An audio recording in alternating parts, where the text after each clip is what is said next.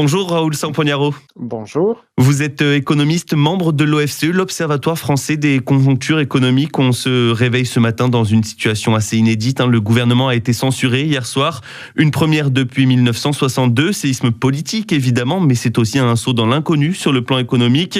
La France entre-t-elle vraiment dans une phase de chaos, comme le disent certains membres du gouvernement, notamment depuis quelques jours ? Bon, déjà, la première chose qu'il va falloir suivre de près, c'est la réaction des marchés financiers. On dit toujours que les marchés financiers intègrent toute l'information qui est disponible et quelque part la censure était prévisible.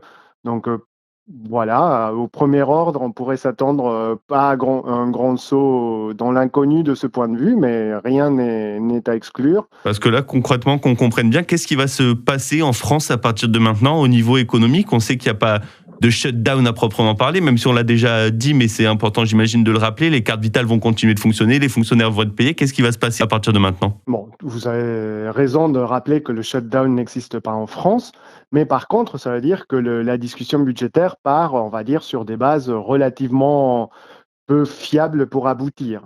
En fait, il faut mettre le contexte. La France, après la succession des crises qu'on a connues, en fait, se retrouve avec quelque part un trou sur son budget de l'ordre de 100 milliards d'euros. Donc, le budget proposé par le gouvernement Barnier était un premier budget qui permettait de combler une partie de ce trou dont on vient de parler. Il comblait à peu près la moitié, on va dire pour faire des chiffres simples. Et donc, cette partie, ce trou dans les finances publiques françaises, du coup, il va pas être, si le budget n'aboutit pas, on a toujours ce manque dans le budget de l'État et de la sécurité sociale de l'ordre de 100 milliards d'euros. Et je dirais presque plus grave, d'un certain point de vue pour les marchés financiers, justement, c'est on ne voit pas de perspective de comment appliquer cette politique budgétaire qui pourrait stabiliser la dette publique. Oui, donc on n'a pas vraiment de moyens de se projeter, mais là, tout de suite, à l'heure actuelle, on ne va pas avoir de budget pour 2025. Qu'est-ce qui va se passer concrètement ? Il va y avoir une loi spéciale, c'est ça qui va entraîner la mise en route du budget 2024 ? On reprend le même et on recommence ? En fait, si on suit de près ce que disent les juristes, parce que là, on entre quand même dans des scénarios de constitutionnels un peu nouveaux, un peu inédits. Si on croit les constitutionnalistes, il y a tout le côté dépenses qui est à peu près assuré.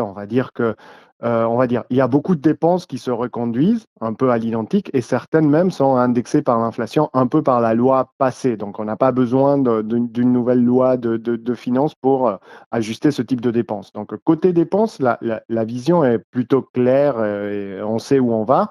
Après, le problème, c'est comme je vous disais, le budget 2025, il prévoyait des hausses d'impôts pour justement améliorer la santé des comptes publics. Et eux, on ne va pas les avoir.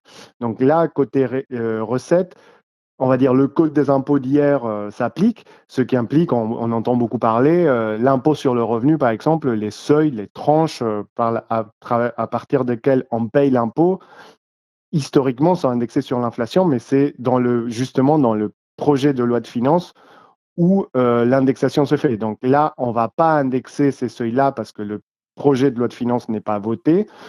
Et ça fait qu'un peu automatiquement, les gens entrent dans l'impôt sur le revenu. Ça, oui, c'est donc un on parle de exemple 380 000 foyers français supplémentaires dans cet impôt sur le revenu et 17 millions de foyers qui devraient payer plus, du coup, de conséquences de cette non-indexation sur l'inflation. Ouais. Ça, c'est un des exemples des choses qui vont arriver. Après, de l'autre côté, par exemple, le salaire des fonctionnaires ne sera pas indexé, par exemple. Donc ça gèle la dépense en salaire dans la fonction publique. Donc il y a beaucoup de choses qui arrivent, qui se passent un peu comme ça. C'est un peu moins maîtrisé qu'une loi de finances, mais quelque part, c'est pas ça qui va créer le chaos, le chaos.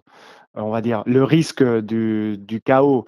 Je pense que c'est vraiment le côté, le gouvernement ne va pas pouvoir mettre en place la politique qui était prévue.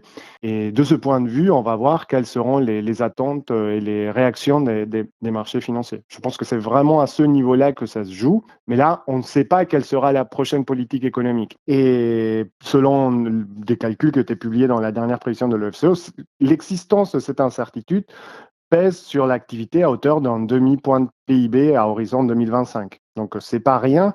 Un point de PIB, c'est de 30 milliards d'euros, donc un demi-point, c'est pas rien. Et si on essaie d'y voir un peu plus clair sur ce qui va se passer maintenant au niveau politique et économique, il va falloir, vous l'avez dit, qu'on ait un nouveau texte de budget qui soit discuté pour rentrer en vigueur.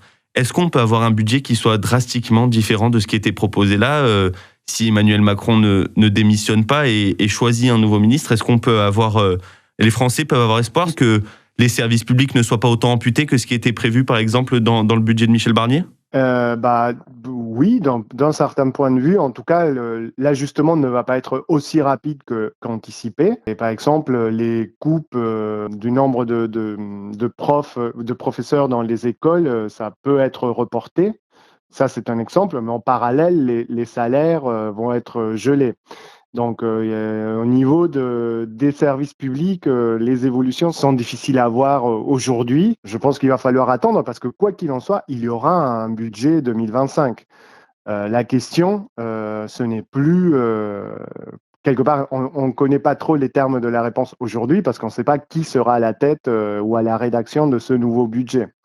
Donc aujourd'hui, il faudra résoudre l'équation politique avant de résoudre l'équation économique et budgétaire. Bien, merci Raoul Sampognaro. On le rappelle, vous êtes donc économiste, membre de l'OFCE, l'Observatoire français des conjonctures économiques. Merci d'avoir été avec nous ce matin sur Maritima. Merci beaucoup.